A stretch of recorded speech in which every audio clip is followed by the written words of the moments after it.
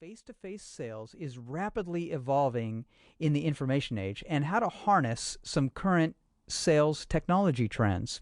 Second, we're going to learn a 4-step process called the conversions loop, which is being used by today's top sales superstars to save time and increase their effectiveness.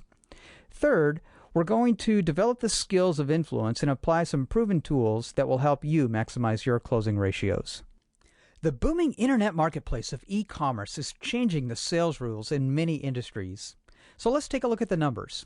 The World Wide Web is approaching a $100 billion marketplace, representing a whopping $600 million in daily transaction value, making the internet the single fastest growing marketplace in the history of the world. Companies that traditionally transact the majority of their revenues via traditional sales channels are scrambling in today's Google era to engage direct-to-consumer strategies, which, as you know, may get complicated with things like channel conflict and pricing strategies. With the rapidly growing trend of e-commerce, it's a foregone conclusion that eventually online buying will touch your industry in some way, shape, or form. If this is not true today of your company, then consider yourself lucky. Many people ask me if face-to-face sales will ever become obsolete in the onslaught of internet e-commerce. My response is a qualified no, as I believe that there will always be a need for face-to-face sales representation to close deals. However, there are some exceptions to this opinion, which I'll explain in a second. What works in your favor is that less than 2% of first-time visitors to any website make a buying decision on their first visit. Combine this with the fact that the average website has about 10 visitors per day. So what that translates to is that the average website will secure 6 customers per month in the absence of a well-crafted conversion marketing strategy. Now, most salespeople I know have a much better closing ratio than 2%, which of course works in your favor. On the flip side, however, how many of you really cold call 10 prospects per day? Herein lies the opportunity. To respond to the question of whether face-to-face sales will ever go away, sit back and reflect about your industry trends as you listen to this story. In the last few years, I've had a front row seat to a rather sobering trend, witnessing a large group of sales professionals who have been virtually bulldozed by aggressive internet companies entering their market space. To give you some background, a while ago I decided to jump in the deep end of the pool and start my own sales and marketing business.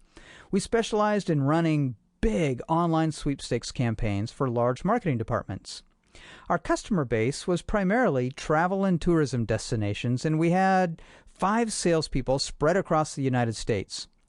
We would help destination marketers attract visitors to their websites, collect some information on these visitors, and then send email communications to promote tourism destinations.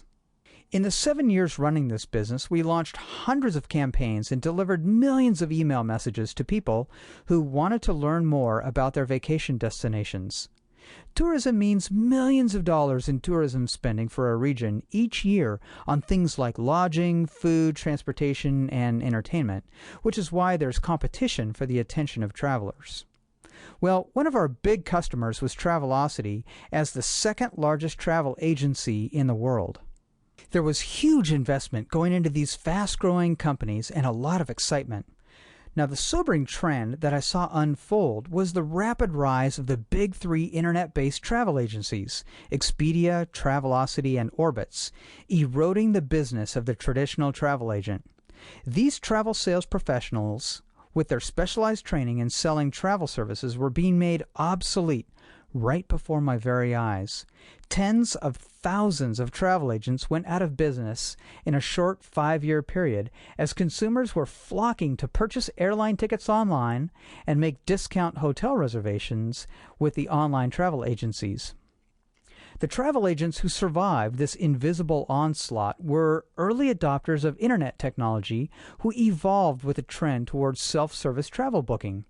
There are equally sobering trends happening today in the real estate industry, as the founder of Expedia.com is now leveling his considerable business acumen in the real estate industry by creating technology to connect buyers and sellers of homes without the help of a real estate professional.